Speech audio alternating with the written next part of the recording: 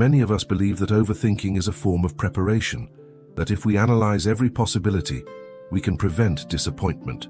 But in truth, thinking too much often leads to mental exhaustion, anxiety, and emotional fatigue. When our minds are constantly spinning, replaying past events or projecting fears into the future, we lose touch with what really matters, the present moment. In Buddhist wisdom, there's a deep understanding that calming the mind doesn't mean ignoring our feelings. It means approaching them with clarity, space, and compassion. In this video, you'll discover 10 Buddhist teachings to ease mental overactivity and find greater inner peace, even when life feels overwhelming. The first lesson is this: watch your thoughts like clouds drifting across the sky. Your mind will always generate thoughts, just as your lungs breathe air. It's natural, it's continuous, but you don't have to follow every single thought that arises. Most suffering doesn't come from what we think, but from how tightly we cling to those thoughts, how much power we give them. Imagine sitting on a quiet hill, watching the sky. A thought passes like a cloud. You don't chase it. You don't hold on to it. You simply notice it, let it pass, and return to your stillness. This act of observing without attachment can bring surprising relief. When you create a gentle distance from your thoughts, it's as if your chest opens and something heavy lifts. At first, it's not easy. The mind is used to pulling you into its stories, especially when you're hurting, anxious, or reliving a difficult memory. But with time and steady practice, this habit of gentle observation becomes natural. And that's where your freedom lies, in realizing that you are not your thoughts, you are the space in which they come and go. Now let's move to the second teaching. Simplify your worries. The mind has a habit of overcomplicating everything. It zooms in on tiny details, invents future problems, replays awkward moments, and clings to irrelevant noise. And slowly we start to feel heavy, scattered, and tired. But what if you could pause and ask yourself, does this really matter? Will this thought still be important in a week, a month? Often the answer is a quiet no. And that realization is freeing. Simplifying your thoughts is like decluttering a room. You remove what's unnecessary, let go of what's outdated, and make space for clarity. This doesn't mean avoiding your problems. It means learning to discern what's actually worth your attention. You'll find that when your mind isn't occupied with every minor irritation or what-if scenario, you're able to focus more clearly on the things that do matter: your health, your loved ones, your peace of mind. The third lesson is a powerful one. Let go of the past and stop obsessing over the future. One of the mind's favorite traps is dragging us through time, either to what's already happened or what hasn't yet arrived. We replay old mistakes, regrets, or heartbreaks, or we project into the future, imagining worst-case scenarios that may never happen. And all of that pulls us away from what's real, right now. The present is the only moment where life truly exists. The rest is just memory or imagination. The past can teach us, yes, but we don't need to live there. The future can be planned for, but not predicted. When we spend too much time in either direction, we miss out on what's happening in front of us. A quiet conversation, a gentle breeze, a new opportunity. The Buddhist path reminds us to return to the now, because it's in the now that healing begins.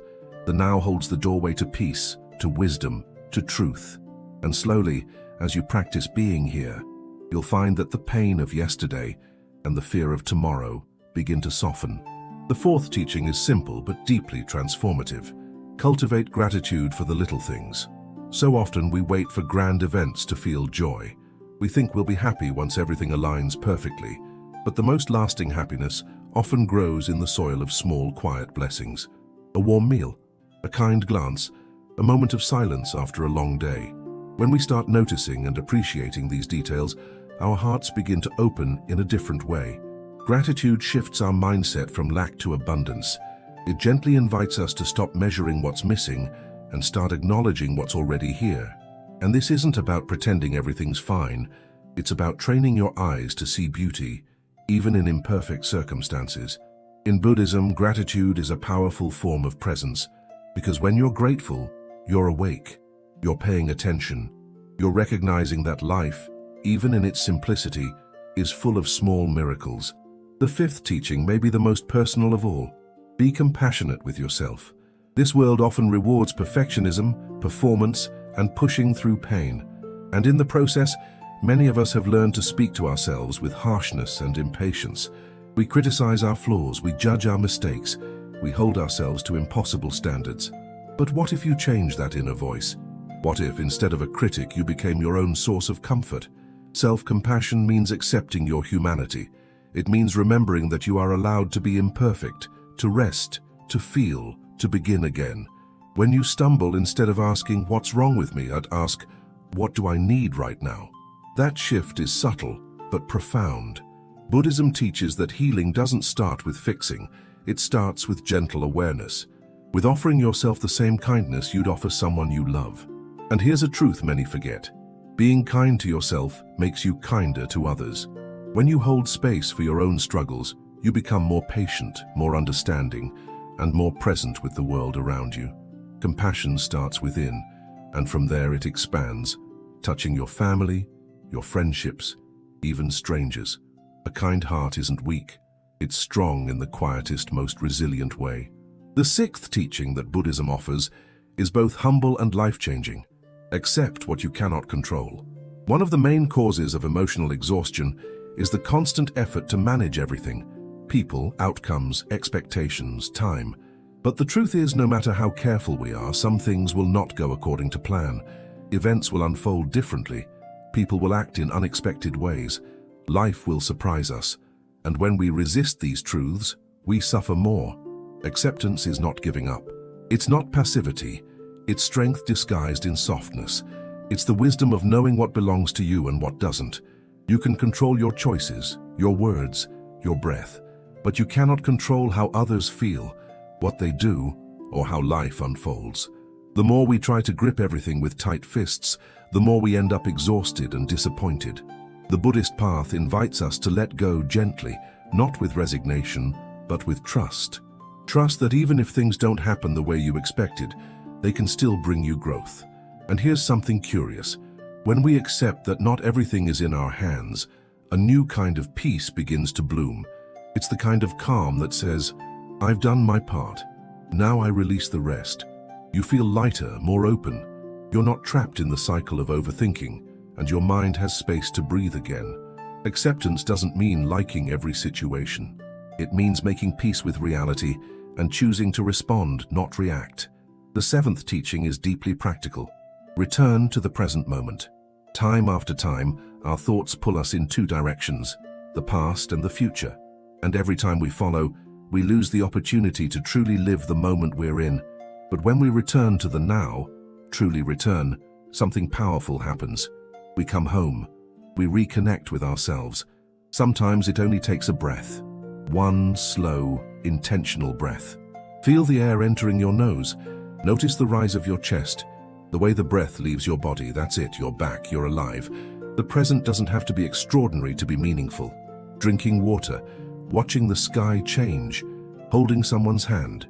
When you really see these moments, when you're not thinking about what happened yesterday or what might happen tomorrow, you begin to realize how rich life already is.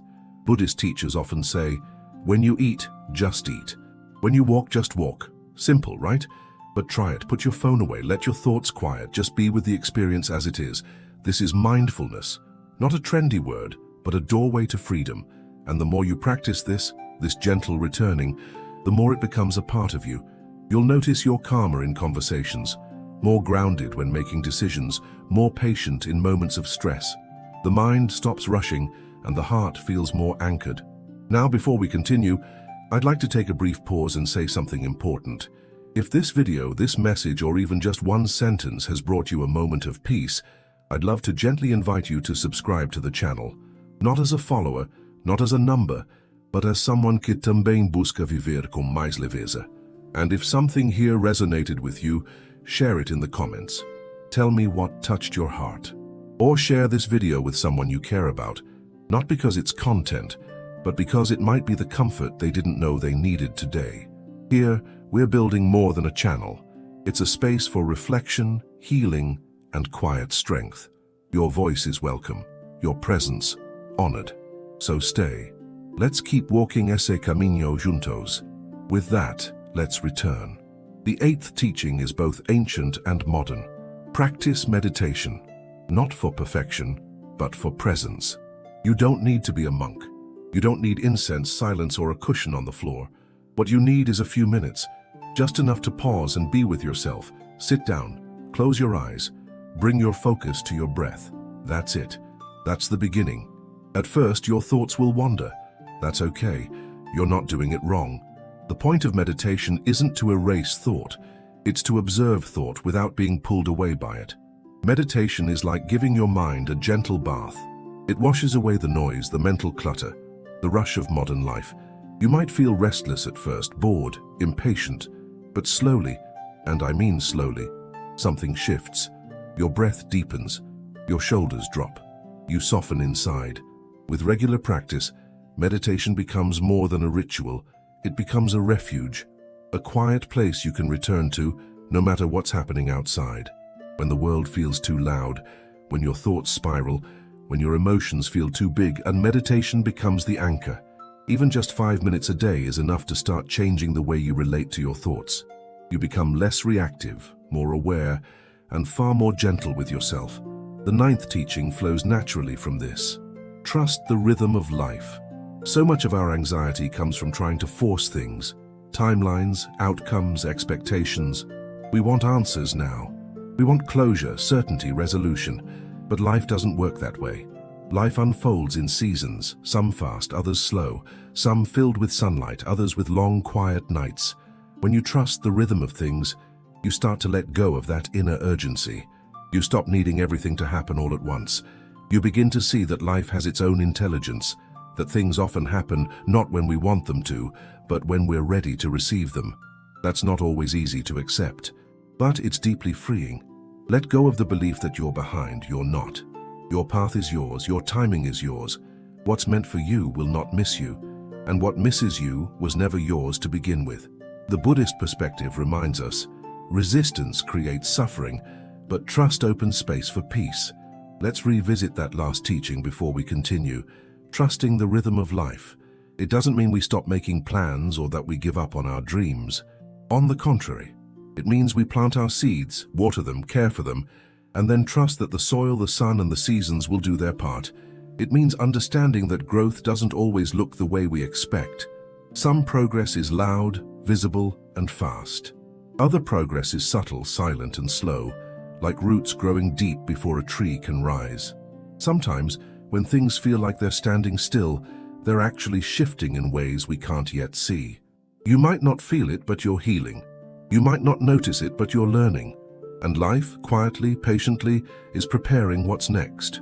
When you trust the flow, you stop pushing so hard against yourself. You make room for wonder again. You begin to sense that life is not a task to be solved, but a mystery to be lived. And that, in itself, brings peace. This brings us to the 10th and final teaching. Breathe deeply and slow down. We live in a world that values speed. Everything needs to be fast. Our responses, our results, even our healing. But your soul doesn't move at that pace. Your inner world blooms like nature does, in cycles, in pauses, in rhythm. Slowing down is not a luxury. It's a necessity. It's a return to yourself. And the gateway to that return is your breath. In the middle of a stressful day, take a single conscious breath, not a shallow one, a deep, grounded inhale. Feel your lungs expand, your ribs widen, your belly soften. Then let it go slowly, gently. That one breath has the power to interrupt the spiral of anxiety, to bring you back into your body, to tell your nervous system, you're safe, you're here. You can do this anywhere, while waiting in traffic, walking through your home, standing in line, or sitting at your desk. These little pauses are like open windows in a crowded room. They let fresh air in. They let you in. When you slow down, everything changes. You notice the warmth of the sunlight, the taste of your food, the kindness in someone's voice. You live more. And no, this doesn't mean abandoning your responsibilities. Slowing down doesn't mean being lazy or inefficient. It means choosing presence over pressure. It means taking care of your energy, so you can show up to life fully, not burned out, not fragmented, just whole, just real. Buddhism has always honored the power of a single breath, not as a technique, but as a reminder. You are alive now, and that's enough. You don't need to earn rest. You don't need permission to pause. Your worth is not tied to productivity. It's tied to your being, to your heart, your soul, your presence. So go ahead, exhale, and let yourself be. As we begin to bring this part of the journey to a close, take a moment to feel how far we've come. From learning to observe your thoughts without judgment, to embracing the present, practicing gratitude, offering yourself compassion, and trusting the timing of your life, these teachings are not just ideas. They are invitations. Invitations to live differently, to live more gently, more deeply, more fully. They are not rules. They are practices, ones you can return to every day, even if it's just for a minute. You don't have to get it perfect. You don't have to transform overnight. Just begin. A single breath, a single moment of awareness, a single kind word to yourself. That's where peace begins. And maybe, right now, there's something inside you, a quiet knowing, that's whispering, this is the direction, not the direction of escape or denial or control, but the direction of truth, of kindness, of peace. This journey doesn't end here. These teachings don't close a chapter. They open one that you walk with your own steps, at your own pace. And as you do, I hope you remember that it's okay to start over. It's okay to rest. It's okay not to know all the answers, because life is not asking you to be perfect. It's only asking you to be present. So here we are. 10 teachings, 10 invitations, 10 quiet doorways back to yourself. Maybe as you listened, one of them stood out like a light in the fog, maybe more than one. Or maybe this was simply a moment of calm, a pause in your day where you remembered something important, that there is a part of you that is always whole, always present, and always enough. These Buddhist teachings aren't about following rules or becoming someone different. They're about removing the layers, the noise, the rush, the judgment, to reconnect with what has always been there. Your natural clarity, your steady breath, your soft inner voice. That voice isn't loud, but it's real. And when the world feels overwhelming, it's that voice that will gently guide you home. You don't need to master all of this at once. Let the teachings settle like rain into the soil. You can come back to them any time. One day, you'll sit down to breathe for just a minute and realize it's easier than before.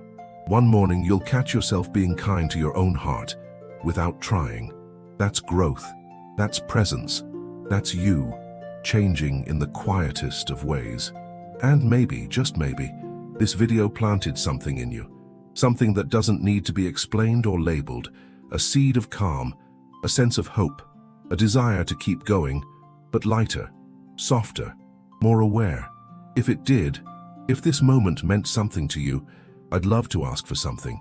Not as a creator asking for clicks, but as someone who's sharing space with you in this little corner of the internet. Would you consider subscribing to this channel?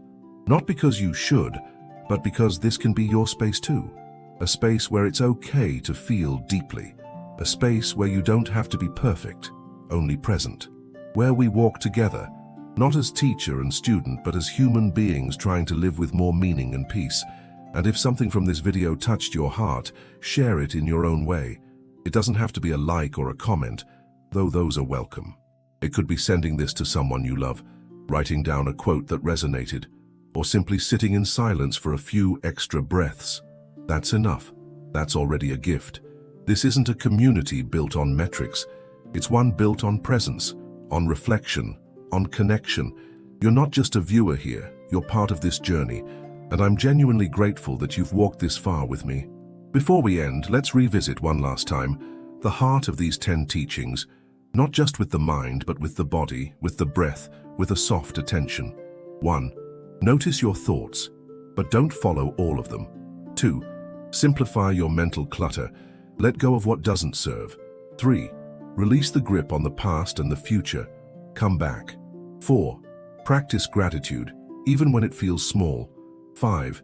Treat yourself with the compassion you offer others. 6. Accept what you cannot control.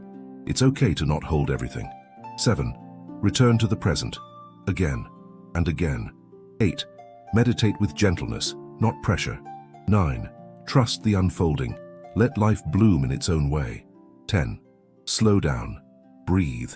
There's no rush to being. These aren't just spiritual concepts, they're lifelines. And the beauty is they're always within reach. You don't need to climb a mountain or retreat to silence for weeks. You just need to remember. And when you forget, as we all do, you simply begin again. And now, as this video draws to a close, I want to say this. Thank you for being here, truly. Not just for watching, but for opening your heart to something deeper. This space wouldn't be the same without you. If you feel called, I'd be honored to have you as part of this small, growing circle of awareness and quiet strength. Subscribe not for updates, but for reminders. Reminders that peace is possible, that you are not alone, that even in a noisy world, there is a way to live gently. So take one more breath, slow, present, kind, and carry these teachings with you, not as pressure, but as quiet companions. Until next time, take care of yourself. Be tender with your journey, and remember, everything you seek might already be within you.